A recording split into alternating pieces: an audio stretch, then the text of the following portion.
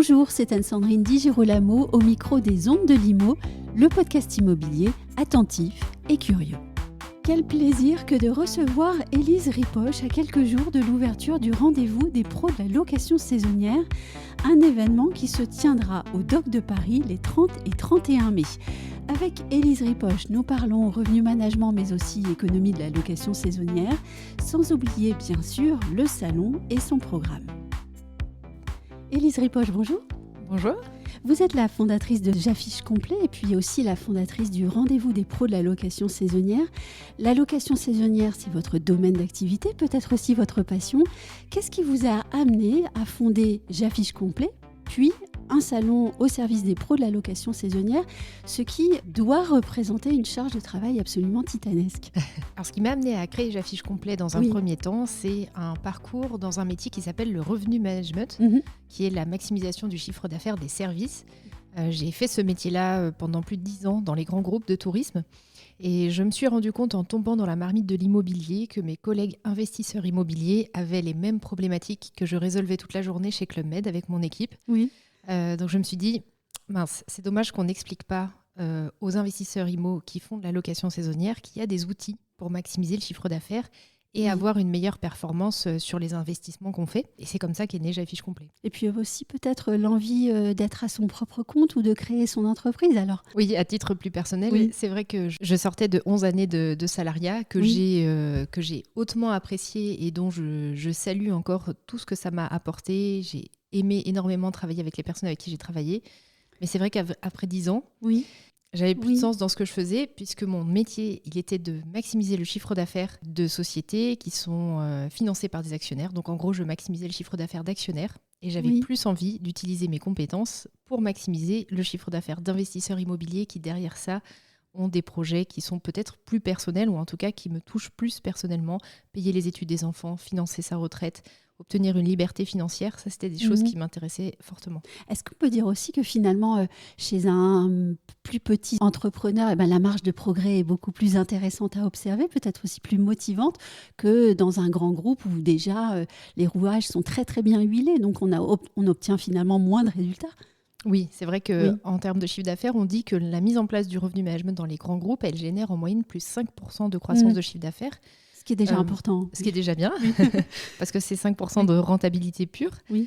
En location saisonnière, par exemple, nous, chez J'affiche complet, on a fait le calcul en 2023, on a généré plus 26% de croissance de chiffre d'affaires en moyenne sur les biens qui nous ont été confiés. Donc, ça va beaucoup plus vite et ça peut aller beaucoup plus haut. Et alors, le salon, pourquoi créer un salon ? Alors, le salon, c'est la création d'un événement que j'aurais aimé pouvoir trouver pour faire connaître à la base J'affiche complet. Je trouvais que ça manquait et je me suis rendu compte qu'on était dans un domaine d'activité qui était un petit peu en silo, qui est actuellement en silo, en location saisonnière, en immobilier, parce qu'on a d'une part les gîtes et les maisons d'hôtes, on a les investisseurs immobiliers, on a les conciergeries de location saisonnière, les agences immobilières et les sous-loueurs professionnels. Et toutes ces familles-là ont parfois des guerres de clochers, ont parfois des désaccords. Ce qui est un peu dommage, c'est qu'il y a des solutions pourtant de part et d'autre. Et ça mériterait d'être partagé. Donc c'est aussi ça la genèse de cet événement, c'est de se dire qu'on fait tous partie de la même famille d'acteurs professionnels qui accueillent des voyageurs en leur donnant un lit et une douche pour le lendemain matin et qu'il faudrait vraiment partager les solutions et être solidaire face aux enjeux. Et est-ce que quand vous avez évoqué la question des guerres de clochers, vous évoquez par exemple celle de la carte professionnelle ? Exactement.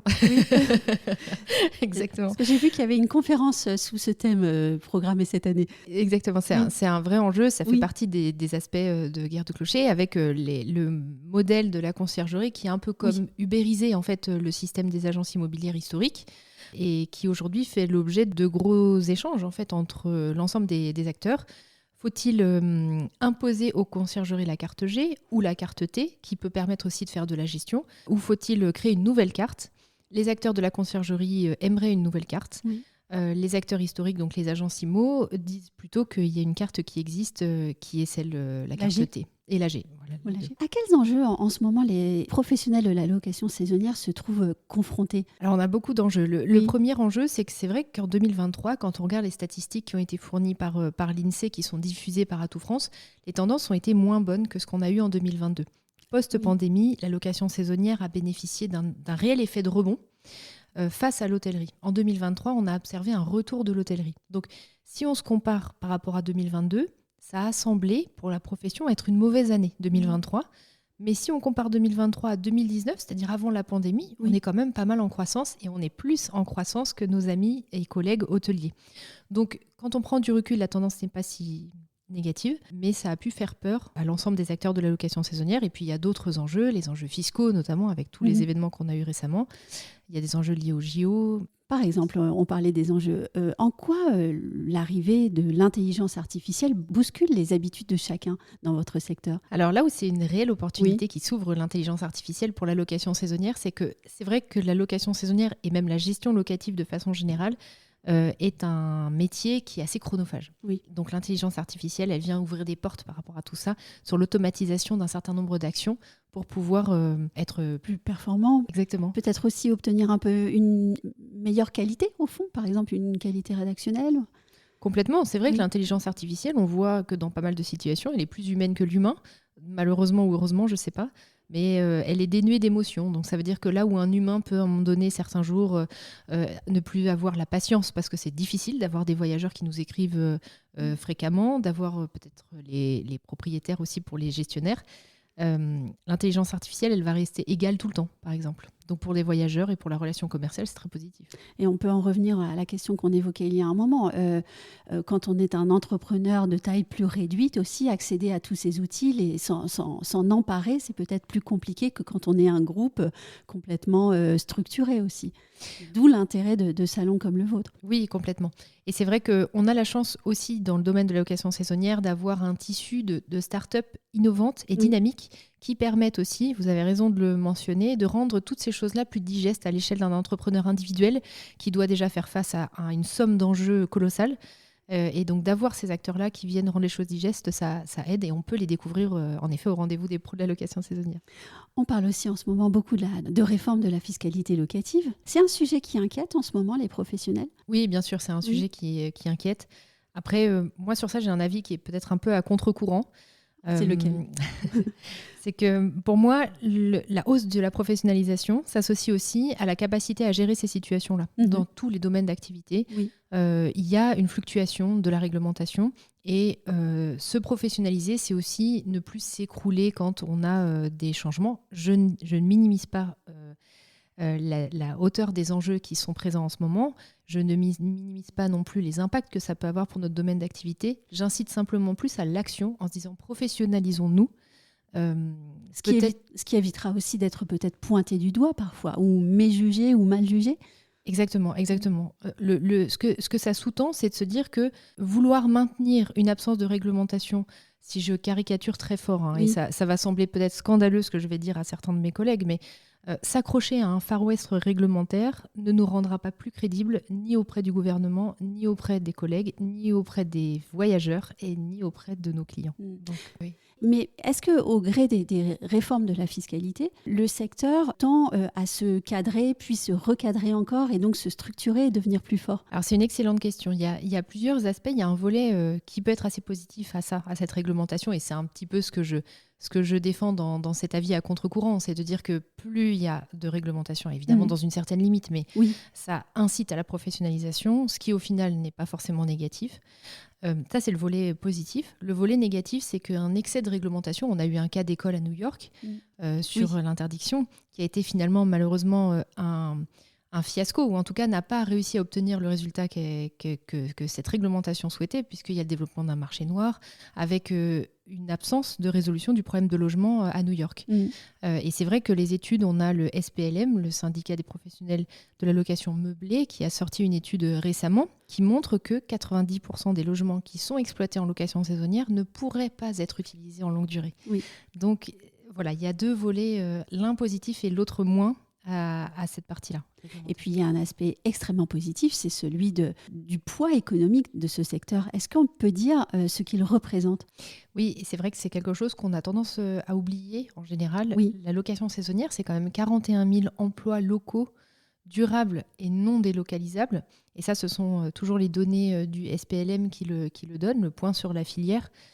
C'est aussi important de rappeler qu'il y a quand même 35 millions d'euros de taxes de séjour qui sont reversées aux communes. Et ça, c'est aussi un point important parce que souvent les communes souhaitent réglementer cette activité-là, mais elles rapportent de l'argent. Peut-être qu'on pourrait aussi évoquer les questions d'éco-responsabilité. Elles ne sont absolument pas étrangères à l'évolution de vos métiers. Est-ce qu'en 2024, avec ces questions insistantes que nous nous posons tous et toutes sur le climat, l'éco-responsabilité prend un peu plus de sens encore parmi les professionnels et comment ? J'ai le sentiment qu'en location saisonnière, on cherche nos marques encore un petit peu. Oui. Sur le côté éco-responsable, on est tous conscients qu'il y a quelque chose à faire. On est tous conscients aussi d'avoir une activité qui, par nature, n'est pas très responsable. Puisque, en fait, on vient apporter une solution de logement à des gens qui se déplacent. Le déplacement par nature, c'est pas idéal pour la protection de l'environnement. On a des solutions qui se développent, notamment des solutions liées au ménage, par exemple. Oui. À l'événement, il y a une société comme Vapodil qui permet par exemple d'éviter les produits ménagers et donc la pollution liée aux produits ménagers. Mais à ce jour, il y a encore beaucoup de chemin à faire, je pense. Mais on a tous beaucoup de chemin à faire. Qu'en est-il des JO aussi ? Il se dit dans la presse que tout n'est pas au rendez-vous de ce grand événement. Quel est le ressenti des professionnels de la location saisonnière sur cet événement justement ? Alors pour les professionnels de la location saisonnière, avisés et ou bien conseillés, depuis plusieurs mois, l'idée était de dire attention, ce n'est pas l'Eldorado auquel on s'attend. Chez J'affiche complet, par exemple, dès fin d'année 2023, on regardait ce qui s'est passé à Londres. Et c'est vrai qu'à Londres, on a eu en fait une grande déception à Londres il y a quelques années pour les JO de Londres. Il y a eu une grande déception en juin, puisque les établissements hôteliers étaient quasiment vides, enfin à moitié vides. Pareil pour la location saisonnière. Ça a mené à une guerre des prix jusqu'à la fin et jusqu'à l'arrivée des JO. Donc ça avait été assez déceptif. Et malheureusement... On l'a dit et redit, mais chacun a cru à la différence française peut-être. Peut-être. Et puis il y a cette impression d'Eldorado en fait, qui a été aussi peut-être en partie relayée par les médias, je ne sais pas, mais qui a laissé l'impression qu'il y avait vraiment une opportunité à saisir pour tout le monde. La réalité, c'est que le marché a été inondé d'offres. Oui. Aujourd'hui, avec cette offre pléthorique, paradoxalement, le taux de remplissage de la période des JO est quasiment identique à ce qu'on avait l'année dernière à la même date sans JO. Oui. Il est de 28% contre 24% sur la même période hors JO l'année dernière. Ce qui signifie que, alors évidemment, en nombre, ça donne plus d'annonces vendues, mais le taux de remplissage est finalement le même. Et donc, on est plutôt à la déception. Et on est plutôt à la déception. On est à 1, la déception. 2, ça confirme que ce n'est pas l'Eldorado auquel beaucoup ont souhaité croire. Et 3, attention, si aujourd'hui on a des biens en location saisonnière, la tarification, il faut être soigneux. Oui. On observe une guerre des prix qui a commencé avec des baisses progressives des prix depuis quelques mois d'ores et déjà. Est-ce que ça ne veut pas dire aussi que ce marché de la location saisonnière, c'est comme un mouvement de fond ? Au fond, la location saisonnière se construit sa propre clientèle, je dirais, personne après personne. Alors, c'est tout à fait correct. C'est vrai qu'à la lumière de ces tendances-là sur les JO, on pourrait se dire, en fait, il n'y a peut-être pas exactement de fluctuation de la demande ou c'est assez corrélé. La fluctuation de la demande, elle est là. Ce qui peut causer préjudice dans ces situations-là, c'est le fait qu'on peut avoir des particuliers qui ne sont pas forcément du métier, qui souhaitent se lancer, tenter leur chance. Oui. Et ça crée vraiment un marché à deux vitesses. Ça crée des difficultés pour les professionnels. Et ça peut créer ces situations où en fait, on a l'impression de ne pas avoir la demande, alors que si les volumétries d'annonces étaient restées les mêmes, ça aurait été vraiment fort. Et d'ailleurs, c'est ce qui se joue là en ce moment, puisqu'il y a énormément de particuliers ou de personnes qui ont cru à un effet d'aubaine et qui se sont dit « Tiens, je vais mettre mon appartement en location ». Mais pour eux, c'était une première, en fait. Exactement. Et il y a d'ailleurs beaucoup de conciergeries qui nous disent « Tiens, aujourd'hui, j'ai des annulations. En ce moment, j'ai des annulations de propriétaires qui, voyant que l'aubaine n'est pas là, se disent « je ne vais pas déménager juste pour cette somme, en fait ». Oui. Donc, ça confirme exactement ce que vous dites. Oui. Alors, cette année, le rendez-vous des pros de la location saisonnière se tiendra le 30 mai pour une soirée et puis le 31 mai durant toute la journée au Dock de Paris. Le programme des conférences est très riche.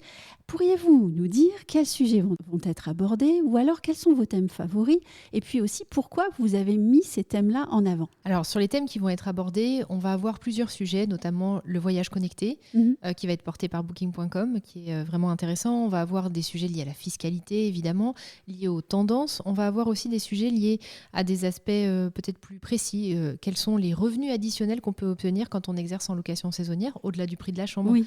On va avoir des sujets liés à la fameuse carte G portée par la FNAIM. On va parler également de logement atypique. Ça, c'est un sujet qui est pas souvent évoqué en location saisonnière, mais qui est pourtant une source d'opportunité importante pour les investisseurs. C'est comment est-ce que je crée une expérience pour mon voyageur qui est tellement atypique que ça me rend incomparable sur le marché. Oui. Tous ces aspects-là, on les a sélectionnés parce que ce sont des aspects qui peuvent, selon le niveau d'avancement, à la fois permettre à des personnes qui se lancent dans notre métier d'être au fait des dernières informations et aussi à des personnes plus avancées de pouvoir soit se remettre à jour, soit connaître les meilleures pratiques. En fait, l'idée aussi de ces conférences, c'est pour les personnes avancées de rester à la page. Oui. Parce que quand on est au cœur de l'activité, on ne peut pas passer notre temps à éplucher Internet. Donc une journée comme ça, avec que des professionnels qui nous remettent à la page de tout ce qu'il faut savoir dans notre métier et ce à quoi il faut se préparer pour les mois à venir, c'est capital. Que viennent chercher les visiteurs au salon? En tout cas, est-ce que vous avez reçu des retours des visiteurs de l'édition précédente? Oui, alors on était hyper heureux que les visiteurs soient enchantés l'année dernière, les exposants aussi d'ailleurs. Ce que les visiteurs ont salué, c'était la qualité de l'échange avec les exposants, la possibilité de faire du réseau aussi. Ça, c'est important. Quand on est entrepreneur, c'est assez facile de se sentir un petit peu seul. Oui, surtout dans un secteur aussi concurrentiel aussi, il faut le dire. Complètement. Oui. On peut avoir des homologues dans la même ville, mais sans oser vraiment échanger avec eux. Oui. Donc c'est quand même assez agréable de pouvoir créer un réseau de pros autour de soi avec qui on va pouvoir discuter tout le reste de l'année des difficultés et des enjeux. Et puis il y a aussi ces fameuses conférences qui permettent d'apprendre concrètement des informations. Et on le voit sur les photographies de l'édition précédente, beaucoup de monde déjà. On était 1300 l'année dernière pour une première édition. Et c'était la première fois à la fois qu'on réunissait tous les acteurs de la location saisonnière et c'était également un record européen dans le domaine de la location saisonnière. Et vous attendez combien de personnes alors cette année? On en est où? Cette année, on attend, je pense, plus de 1500 personnes. Oui. Alors, j'ai pas regardé les chiffres depuis ce matin, mais on est déjà au nombre de visiteurs de l'année dernière et on le sait, les inscriptions sont très last minute. Donc, voilà. Bon, un petit peu comme les réservations en location saisonnière ou pas? Oui, exactement. Oui. Merci Élise Ripoche d'avoir bien voulu répondre à mes questions et puis surtout, bonne chance au rendez-vous des pros de la location saisonnière. Merci à vous.